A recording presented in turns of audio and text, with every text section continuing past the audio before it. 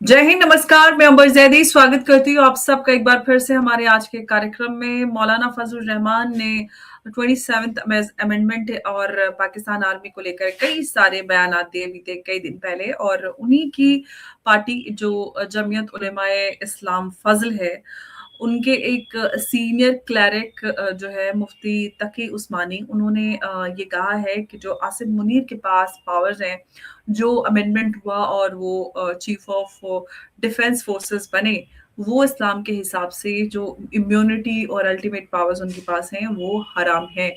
तो उनके पास जो पावर है उसको इस्लाम के हिसाब से मुफ्ती साहब ने करार दे दिया है हराम। अब सवाल ये है कि एक मुफ्ती का जो ओपिनियन होता है वो फतवे के तौर पर देखा जाता है।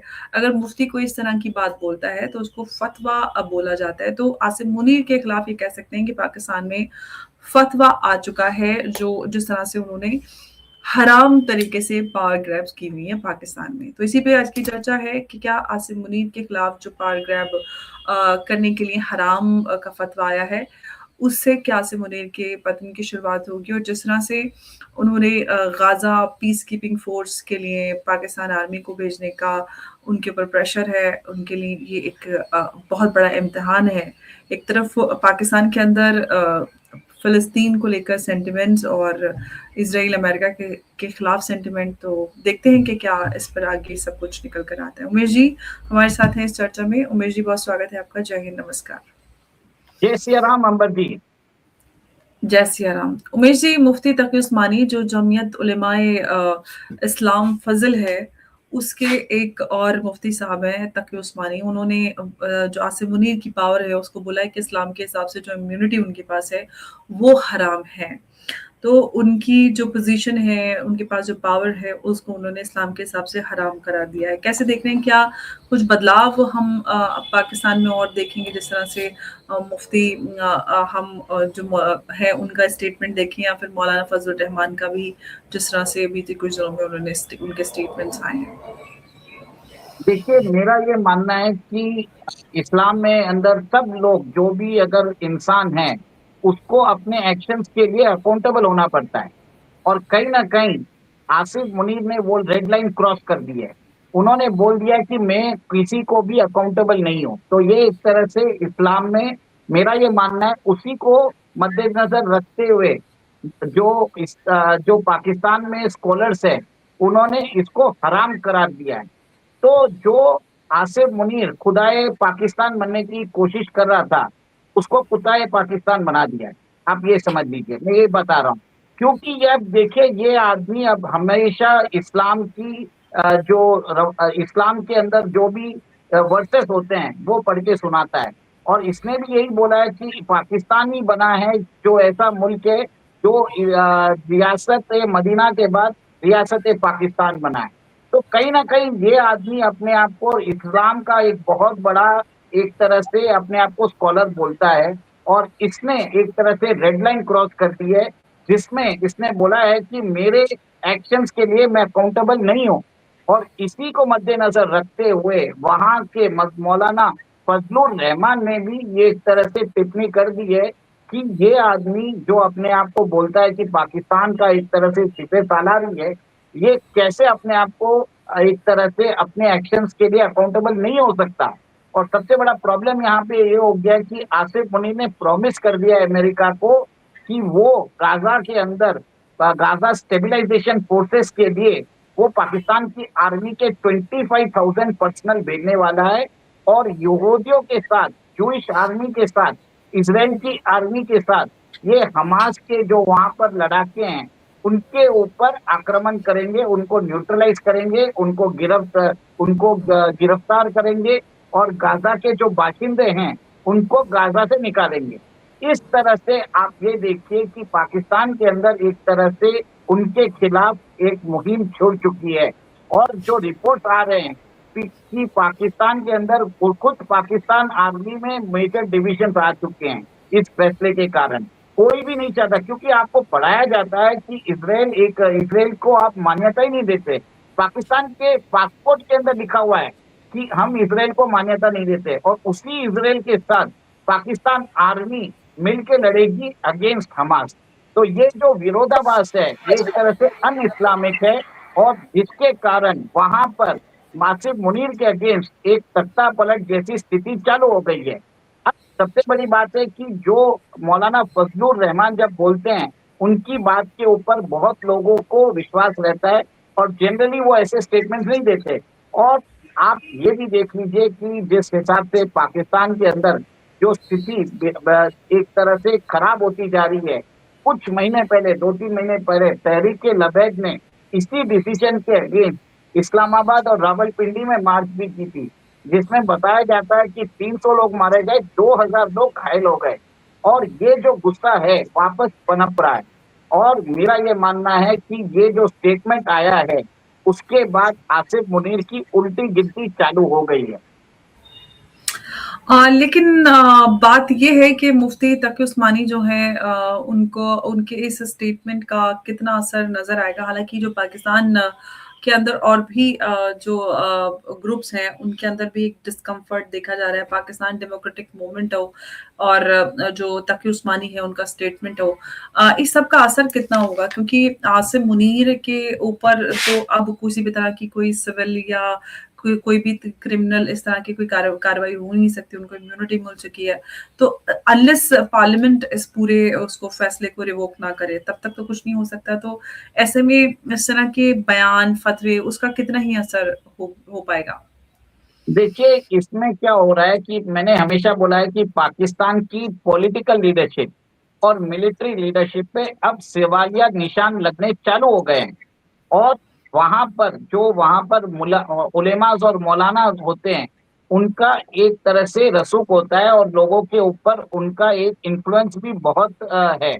और मेरा ये मानना है कि आज के ये स्टेटमेंट के बाद एक तरह से आसिफ मुनीर के जो पोजीशन है, वो एक तरह से कमजोर हो चुकी है। खुद शहबाज शरीफ एक तरह से परेशान हो चुके होंगे। उनका जो अलायंस है, वो जो उनका डेमोक्रेटिक अलायंस है, उसके अंदर से मौलाना फजलुर रहमान अपने आप को अलग करने की बात कर रहे हैं। आप ये देखिए कि इसमें आप समझ लीजिए कि जो प्रॉब्लम्स है वो कंटिन्यूसली बढ़ते जाएंगे, और इससे देश के अंदर, पाकिस्तान के अंदर एक बिखराव की स्थिति जैसी हो जाएगी। देखिए, पाकिस्तान के अंदर एक सेंट्रल अथॉरिटी है आर्मी, लोगों को आर्मी पर विश्वास था। अब वो जो इंस्टीट्यूशन ऑफ आर्मी है, उसी को इसने करप्ट कर दिया है।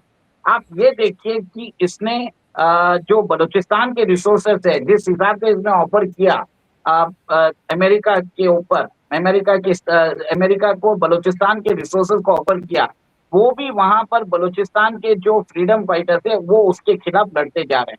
और कल ही की बात है कि अमेरिका ने नाइजीरिया के अंदर वहां पर इस्लामिक टेररिस्ट के जो बोको हराम है, उसके ऊपर भी अभी स्ट्राइक की है। सबसे बड़ी बात यह है कि मेरा ये मानना है कि अब ऐसा हो रहा है कि पाकिस्तान में एंटी अमेरिकन सेंटिमेंट्स बढ़ते जा रहे हैं।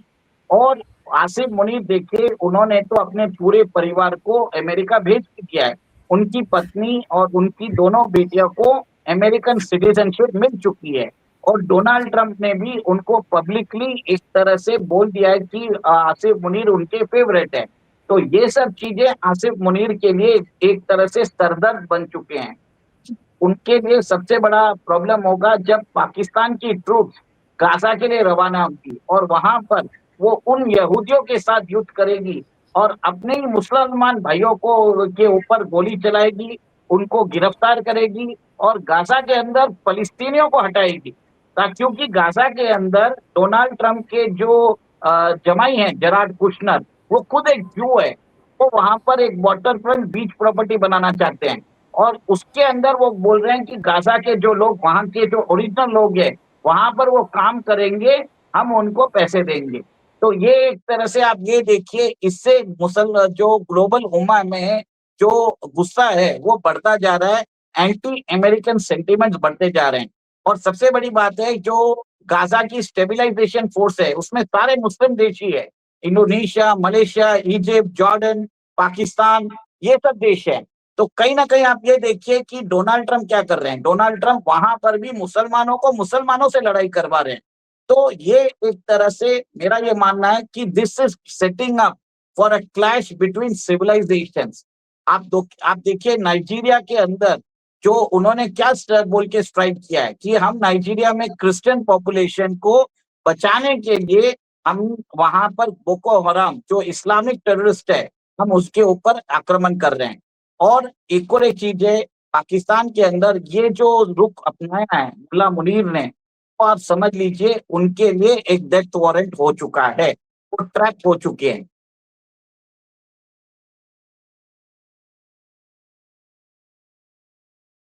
सही कह रहे हो उमेश जी। अब सवाल उमेश जी ये है कि जिस तरह से आसिम मुनीर के लिए ये पूरी क्रिटिकल सिचुएशन बनते हुए हम देख रहे हैं और पूरी तरह से इस सिचुएशन में आसिम मुनीर फंसते जा रहे हैं, क्या अंजाम आपको आसिम मुनीर का नजर आ रहा है?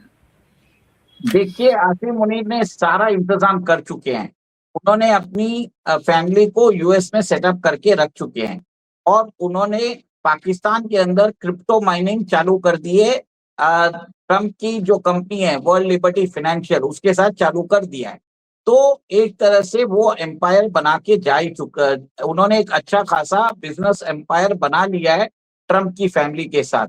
अब वहां पर अगर उनके खिलाफ कुछ भी अगर रिवोल्ट होते हैं तो इमीडिएटली आसिफ मुनीर जो है अमेरिका भाग जाएंगे और अमेरिका उनको एसिलम दे देगा और इसी तरह पाकिस्तान के अंदर एक तख्ता पलट हो सकता है। और अगर ये होता है तो इससे मिलिट्री वीक होगी, मिलिट्री के ऊपर, मिलिट्री की विश्वसनीयता पे एक सवाल आएगा। और जब ये सवाल आएगा, पाकिस्तान एक जो अभी एक कंट्री के जैसे रह नहीं पाएगा और इससे पाकिस्तान के अंदर पाकिस्तान का डिवीजन जो है वो एक तरह से एक्सेलरेट हो जाएगा।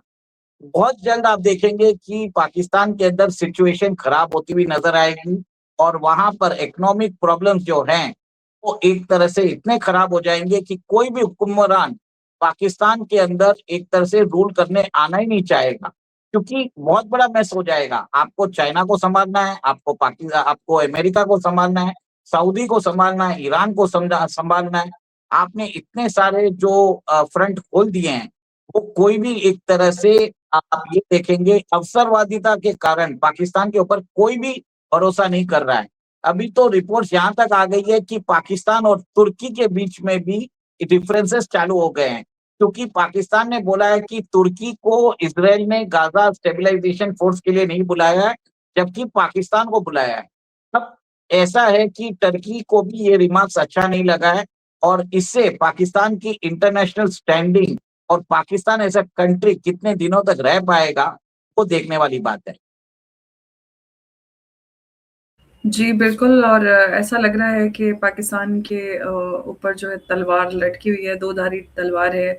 एक तरफ अमेरिका का प्रेशर और दूसरी तरफ इंटरनल प्रेशर। तो इस सब में आसिम मुनीर का एक बड़ा इम्तिहान की घड़ी हम कह सकते हैं। सीडीएफ के तौर पर उनकी पावर का ये पहला टेस्ट होगा और कितने इस इम्तिहान में वो खरे उतर पाते हैं, ये आने वाला समय बताएगा। खरे उतरेंगे या फिर गद्दी से ही सीधे उतर जाएँगे, ये वक़्त बताएगा। और ऐसा लगता है कि ये बहुत दिनों तक चलने वाला नहीं है।